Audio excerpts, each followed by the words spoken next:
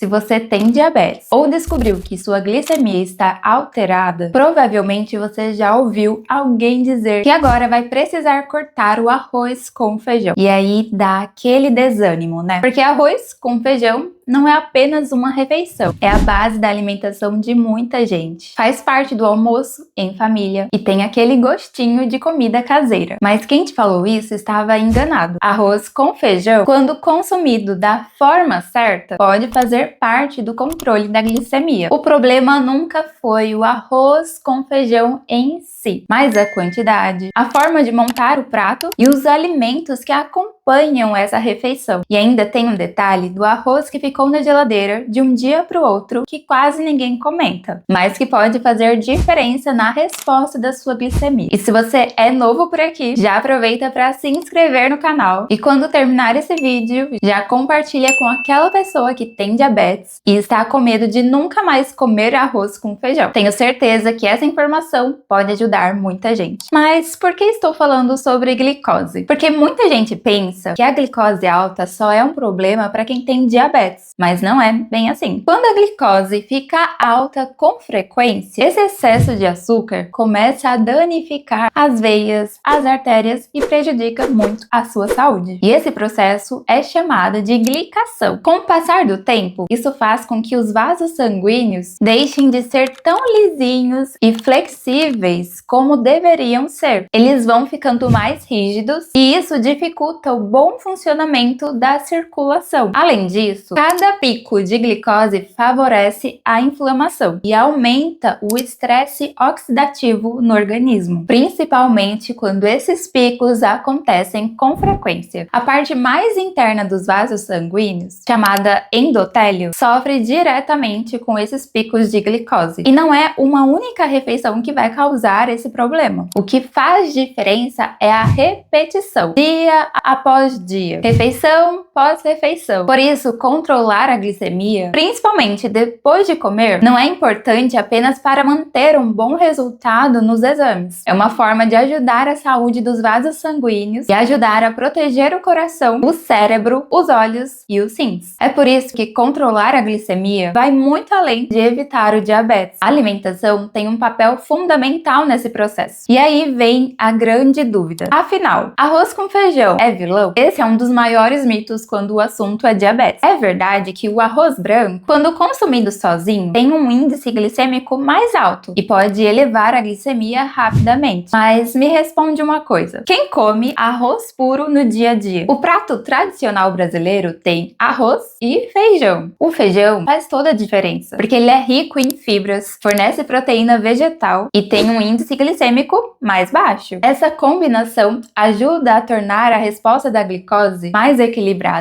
do que quando o arroz é consumido sozinho. E uma parte importante das fibras do feijão é a chamada fibra solúvel. Quando essa fibra entra em contato com a água presente no intestino, ela forma um gel. E esse gel ajuda a deixar a passagem do carboidrato mais lenta, diminuindo muito a velocidade com que a glicose chega no sangue. O feijão ajuda a segurar a absorção do arroz, fazendo com que a glicose seja liberada gradualmente. E tem mais. Essa mesma fibra também aumenta a sensação de saciedade, ajudando você a se sentir satisfeito por mais tempo. Isso ajuda a evitar aquele excesso de fome e facilita o controle da quantidade consumida. Estudos que compararam a resposta da glicose após uma refeição com apenas arroz e outra acompanhada com feijão observaram que, quando o feijão estava presente, a elevação da glicose após a refeição foi menor. Por isso, o feijão continua sendo recomendado dentro de uma alimentação equilibrada para pessoas com diabetes, inclusive pelas orientações da Sociedade Brasileira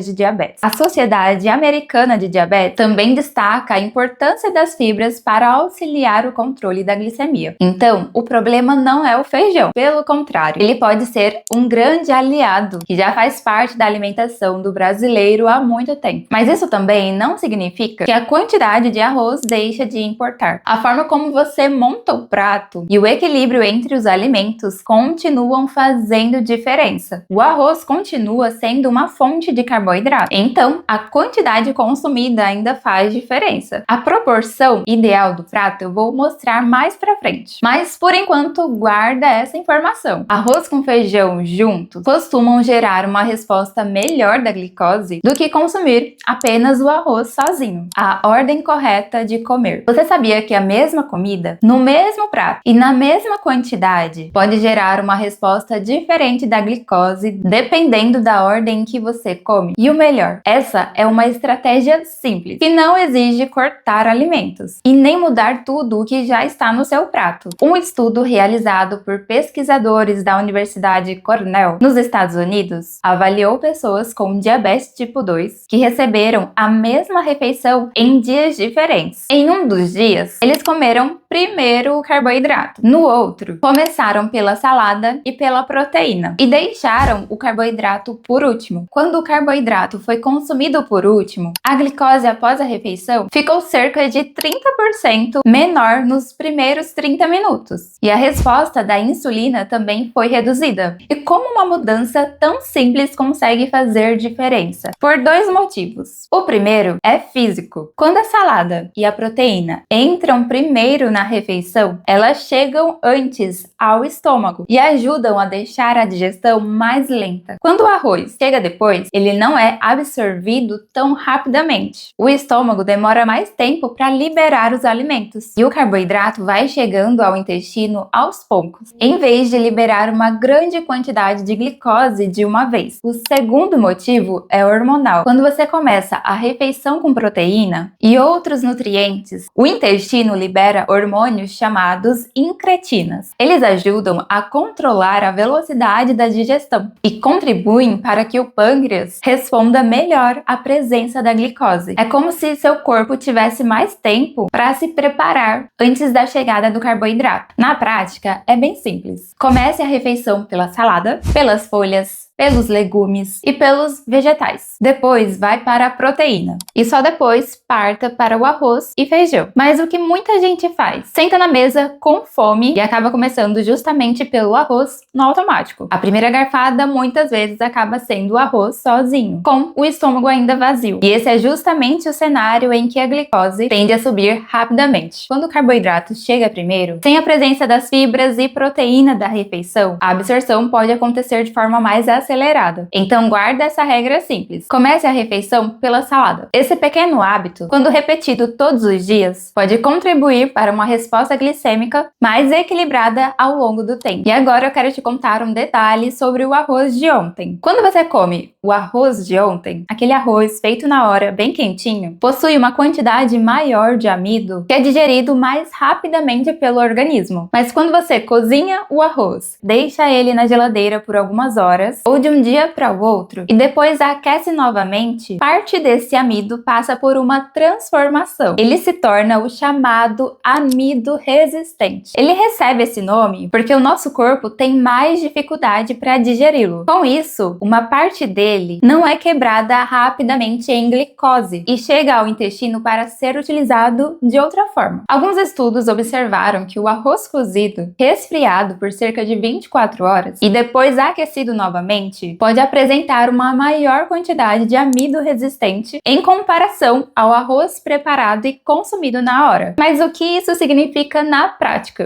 Em algumas pessoas, esse tipo de preparo pode resultar em uma elevação menor da glicose após a refeição. E uma dúvida que sempre aparece é: mas se eu aquecer o arroz novamente, eu perco esse efeito? Não, essa transformação do amido continua presente. Depois que o amido resistente é formado durante o resfriamento, o processo de aquecer o arroz novamente não elimina a maior parte dele. Então, você pode sim guardar o arroz na geladeira, esquentar depois e consumir normalmente. E tem mais. Esse amido que não é totalmente absorvido pelo organismo chega ao intestino e serve como alimento para as bactérias boas que vivem ali. Quando essas bactérias utilizam esse amido como fonte de alimento, elas produzem substâncias que ajudam na saúde intestinal e podem ainda contribuir para a menor inflamação do organismo. E quando você melhora a saúde do intestino e mantém a inflamação mais equilibrada, isso também pode favorecer favorecer o processo de emagrecimento, porque um metabolismo mais saudável tende a responder melhor aos sinais de fome, saciedade e controle da glicose. Então, aquele arroz que sobrou do almoço e ficou na geladeira pode gerar uma resposta melhor da glicose do que o arroz preparado e consumido na hora. Uma estratégia simples é cozinhar o arroz com antecedência, armazenar corretamente na geladeira e aquecer apenas a quantidade que você vai consumir em cada refeição. Isso não significa que o preparo vai eliminar o efeito do carboidrato, mas é uma mudança prática que pode trazer benefícios sem precisar cortar alimentos ou mudar completamente a sua rotina. E esse mesmo processo pode acontecer com outros alimentos ricos em carboidrato, como a batata